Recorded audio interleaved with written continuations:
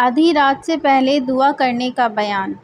ابو سلمہ عبد الرحمن حضرت ابو ہریرہ رضی اللہ عنہ سے روایت کرتے ہیں کہ رسول اللہ صلی اللہ علیہ وآلہ وسلم نے فرمایا، ہمارا رب تبارک و تعالیٰ ہر رات کو آسمان دنیا پر اترتا ہے جبکہ آخری تہائی رات باقی رہتی ہے اور فرماتا ہے کہ کون ہے جو مجھ سے دعا مانگے تو میں اس کی دعا قبول کروں، کون ہے جو مجھ سے سوال کرے تو میں اس کو دے دوں، اور کون ہے جو مجھ سے بخشش چاہے تو میں اس کو دے دوں۔ صحیح بخاری حدیث نمبر 1271۔ صبح کو اٹھنے پر کیا پڑھیں؟